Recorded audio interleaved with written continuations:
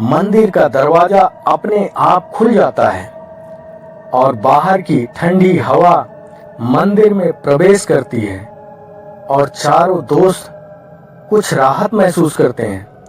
अर्जुन ने अपनी पूरी ताकत से माया को दरवाजे की तरफ धकेला और चारों एक दूसरे का हाथ पकड़कर दरवाजे से बाहर भागते हैं। मंदिर से बाहर निकलते ही चारों दोस्त घने जंगल में दौड़ते हैं। चारों ओर काले पेड़ और कोहरे की धुंध दिखाई देती है, जैसे जंगल में कोई अदृश्य ताकत उन्हें रोकने की कोशिश कर रही हो।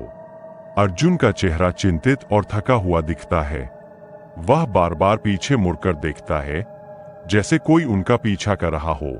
जंगल की छाया में ब्रह्मा पिशाच की हल्की झलक, उसकी चमकती लाल आंखें पेड़ों के बीच से दिखाई देती है, जिसे देखकर चारों डर जाते हैं। जंगल अचानक बदल जाता है और एक भूल भुलैया का रूप ले लेता है। हर दिशा में एक जैसी पगडंडियां दिखाई देती है, जिससे चारों दोस्त भ्रमित हो जाते हैं। माया ने एक पगडंडी की ओर इशारा करते हुए कहा कि उसे यकीन है कि वे इसी रास्ते से आए थे, लेकिन बाकी दोस्त उलझन में पड़ जाते हैं। सिद्धार्थ एक पेड़ के तने पर निशान बनाता है ताकि वे दिशा का अंदाजा रख सकें, लेकिन जब वे आगे बढ़ते हैं तो वही निशान बार बार दिखने लगता है। जंगल में अचानक ठंडी हवा चलने लगती है और पेड़ अपने आप हिलने लगते हैं।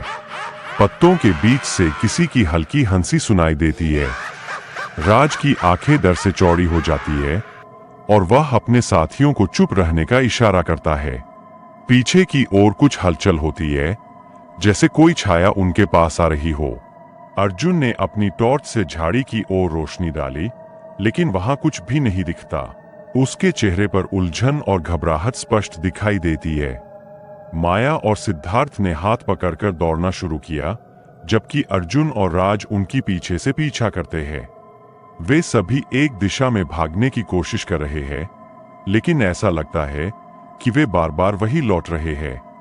अचानक से एक पगडंडी पर काले धुएं की दीवार प्रकट होती है, जो उन्हें और अधिक भ्रमित कर देती है। धुएं से भयानक फुसफुसाहट की आवाजें आ रही है। राज ने काले धुएं की दीवार में हाथ डालने की कोशिश की, लेकिन जैसे ही वह उसे छूता है, उसकी उंगलियां जलने लगती है और वह चीख पड़ता है। ब्रह्मा पिशाच अचानक उनके सामने प्रकट होता है। उसकी आंखें लाल रंग की है और वह हवा में तैर रहा है। उसका चेहरा विकृत और भयानक है। सिद्धार्थ ने स्क्रॉल को खोलकर उसमें कुछ मंत्र पढ़ना शुरू किया, जिससे पिशाच थोड़ी देर के लिए रुक जाता है। उसके चारों ओर की हवा में अजीब सी लहरें उठने लगती है। अर्जुन ने माया को पीछे धकेला और खुद पिशाच की ओर बढ़ता है। उसकी आंखों में डर और साहस दोनों झलक रहे हैं। जंगल में अचानक एक रहस्यमय दरवाजा प्रकट होता है, जो जमीन से उठता हुआ दिखाई देता है।